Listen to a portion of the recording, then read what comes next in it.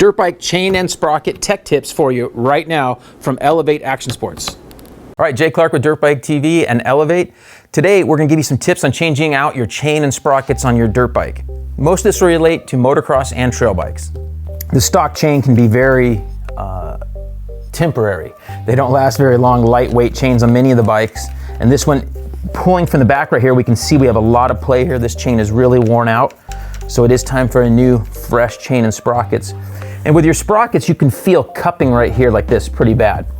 And if this sprocket had a higher quality chain on, it would have lasted a lot longer.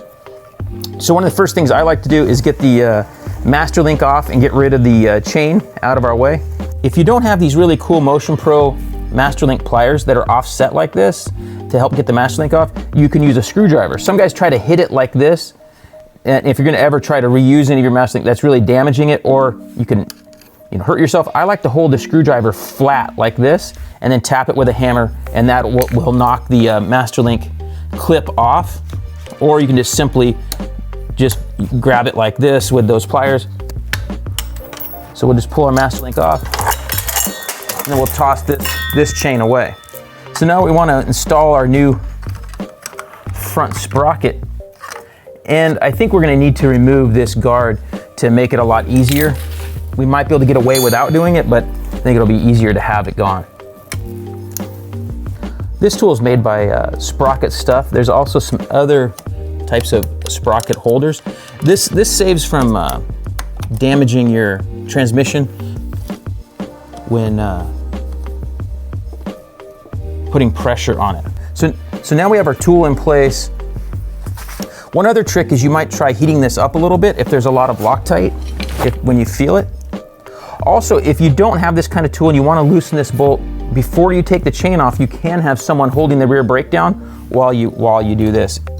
We have the cool tool, so it's a little easier to just bust it loose like that. Now in this case of this Honda, they have these spacers, and they say outside and outside, and they have a little step in here. So this will go back on just like this when we go to reinstall it. All right, so we have our new sprocket. You want to make sure that you just line it up with and you have the correct sprocket for the correct year bike. And once you get it started, see this one just went on. If you hit it with a little wood or something, that can help just tap it on. Little grooves, you want to make sure that you aren't hammering anything. And then we use blue Loctite, which there's different, in our oils and chemicals video, we talk about the differences of Loctites and where you want to have them. But on this steel on steel like this situation, I would have blue. I'm gonna put a tiny bit more on here. I already put some on. Just like to make sure. This is something that's very important. We don't ever want to come off, or also you want to be careful. You can't over tighten this, or you can risk breaking them. I've seen people break this bolt, and that's very bad. So we're gonna show how to tighten this properly right now. And you see, I was holding it there, and that was holding it so that washer setup would all stay together. Now, many bikes don't have this kind of setup, and we'll try to add more videos in the future with other bikes. So with our cool tool here, we're gonna work this into the teeth. It can kind of be a little tricky to kind of walk it in there and just get it right on the teeth there. And then with our 12 T-handle, I'm just gonna get it good and snug, right about there. See the muscle there? Okay, so now proper torque spec on that is 23 foot-pounds, which I'm right there. I set this at 20. I'm gonna move up to 23 here, and then, okay, so we're good. And now we can work this off, and we're gonna put our guard back on. Kind of cleaned out a little dirt in there that got missed in the wash. So we have our 32 socket down here, and we just gonna remove the wheel.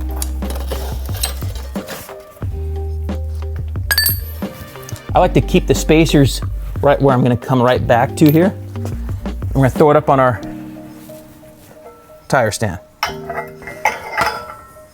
I just wiped off the axle. I like to keep it clean and put a real thin coat of grease. Some guys will have just a clumps of grease. Keep it real thin so that it doesn't make a mess when you go to reinstall. And you wanna do this because if you don't, you can actually see these marks right here where the bearings have kind of stuck to the axle. And this is a newer bike that wasn't greased properly at the beginning, and that happens on new bikes. You want to have that greased and ready to go, and you put your wheel back on. All right, so it's nice to have an assistant. My wife helps, and you just have somebody hold this steady. They don't have to be turning, and then with this bottom one, on that nut is where you're breaking it loose. If they're tight from somebody had Loctite on them a lot, you can hit them with heat to help loosen them up. This is a really quick, easy way for me to do sprockets. We do sprockets quite often, so this works out really well, and the person on top can be spinning. These Allen bolt heads can strip really easily, so you want to be real careful so that person on top there is just kind of holding it steady. And you don't want to over tighten these bolts, they stretch. Okay, so we got them all busted loose now.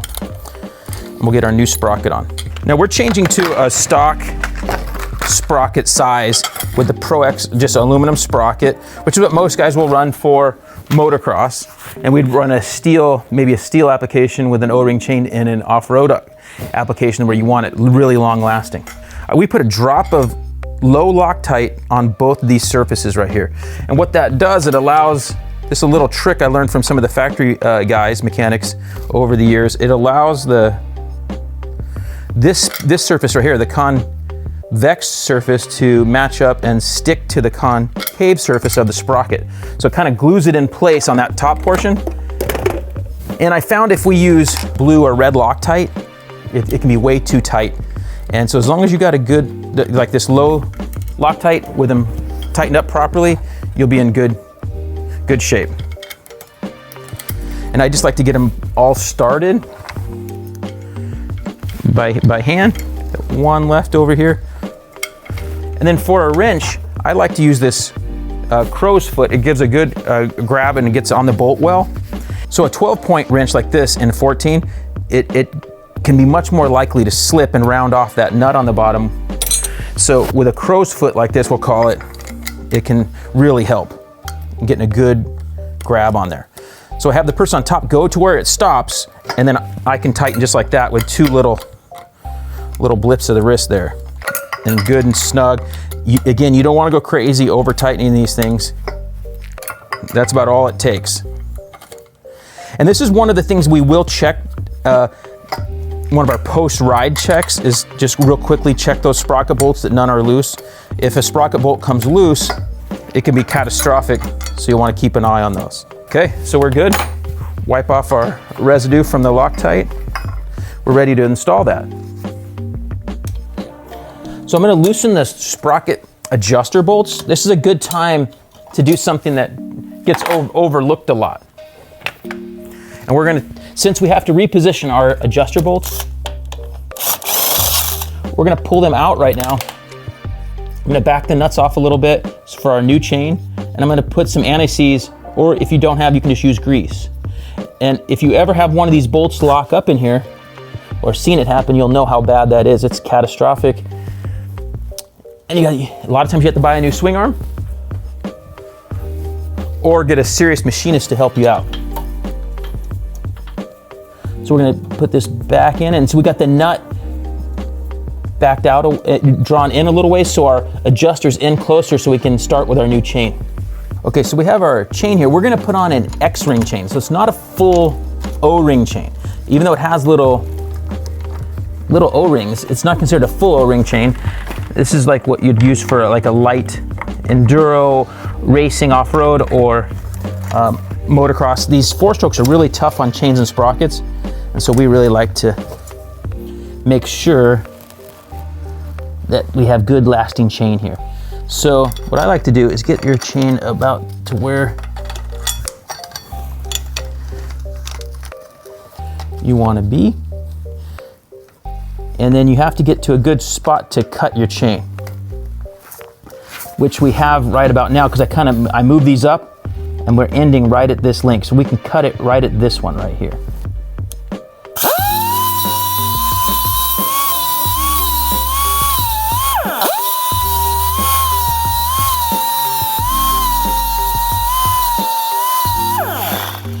So we've ground the head off, and you could do this on the bench or with a grinder. With these large rivets like this, it's easier just to grind them off.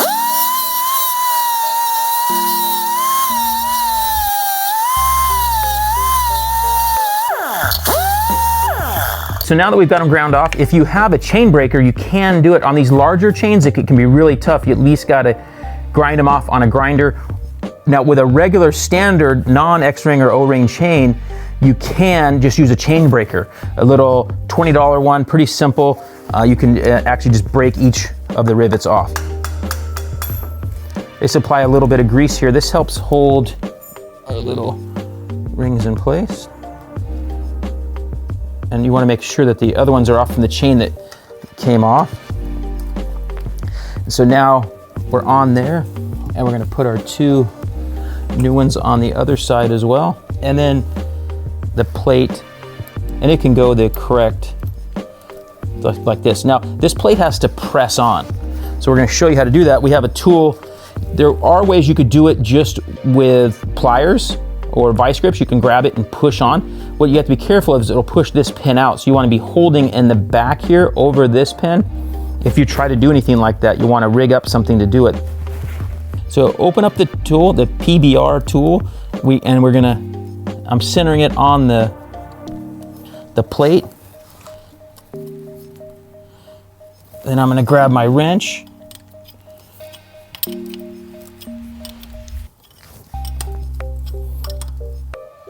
And you just want to get it to where it goes, it kind of stops. You don't got to go past that. It has a good feel, good and snug. And we're going to pull that off.